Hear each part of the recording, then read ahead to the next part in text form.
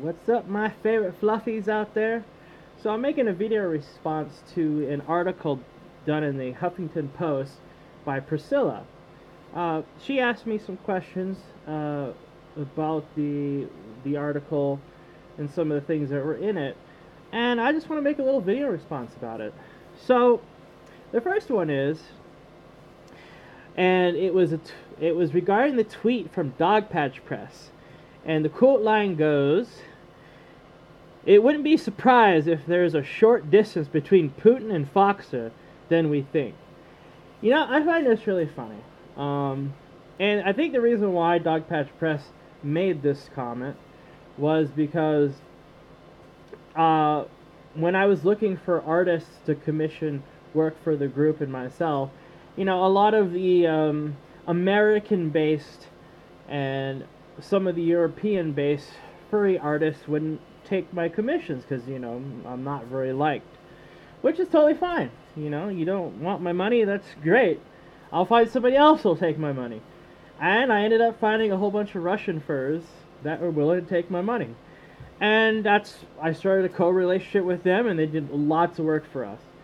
And I think that's where Dogpatch Press got that information from, and tried to put it in his own narrative, saying, hey, this fox is somewhat related closely to Putin in some, conspiracy out there.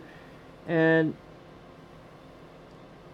it's just, how is a person living in Colorado have connections, close connections to Russia and Putin in that level? That just boggles my mind. And at the end of the day, I just call that clickbait.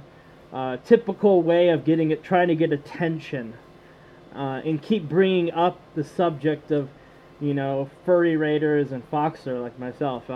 Dogpatch Press is known for doing that. He loves continuously bringing me up or bringing the raiders up so he can get more people focusing on his social media. So I think that's where that comes from. And overall, the second one was about what are my supposable hopes for the future of the alt-furry movement. Well, this is where I want to address something pretty simple, but try to overlay the whole article as well. Priscilla, not saying that the article, there's really anything wrong with it, or I'm not really trying to judge it in any form, but because I'm not a big news person, so I apologize for that part of not being, engaging of that enough. But really, the simple thing here is that furries is nothing but a fantasy world of anthropomorphic animals. None of it is real. This costume is only as real as I try to make it in my head. And that applies to all furries. And sometimes we indulge in this fantasy a lot. And because of that, some people take it more seriously than others. And it's very mixed. That's the reason why we have so many subgroups in it. And we have so many different opinions. And at the end of the day, I see it personally as we're just fluffy butts that are enjoying being different. And with that, I don't see the correlation that people want to put together. One side says it's all toxic because of this side and that side. What the big problem is that nobody can agree on a standard. Nobody has a standard for the furry community. It's up to the so-called player, or the person playing the persona, as me, to decide what to put into it. And because everybody can put something into it, it's going to turn into this big mess where everybody has a different opinion on what the definition should be like and how it should be run. And that is where the conflict begins, because everybody is a bit different.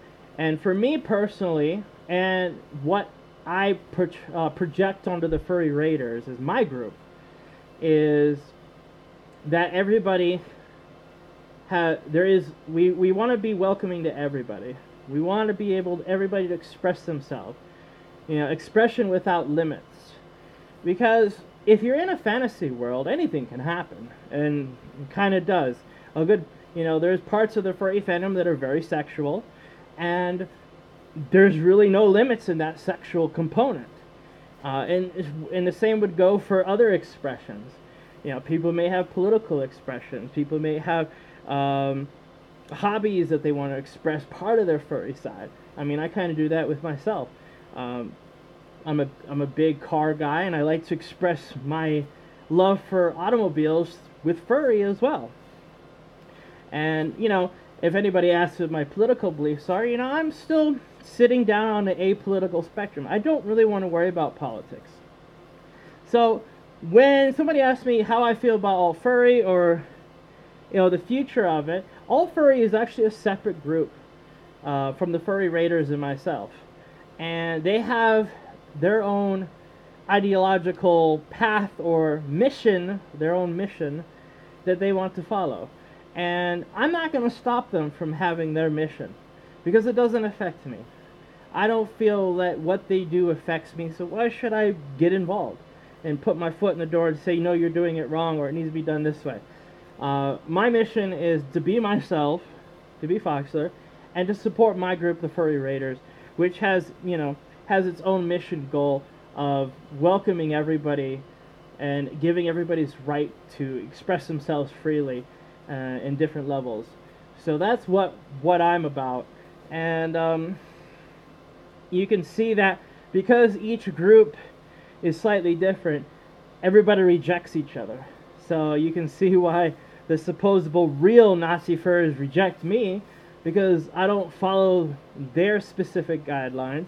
And I'm not really part of alt furry because they reject some of my ideas. So I have to build my own little niche of people that I can get along with. And that's what I did. And because I supposedly wear this, and people don't like it, and it's part of my persona, they judge myself and the people that associate with me. And because of that association, we create the divide. So at the end of the day, the simple niche is that furries are nothing but just an escape. And taking it any more seriously is just asinine. So I hope that covers a little bit of my position with some of your questions and kind of just get an idea of who I am as a person. Thank you for taking your time on doing the article, Priscilla, and I really appreciate that some of my tweets was featured in there.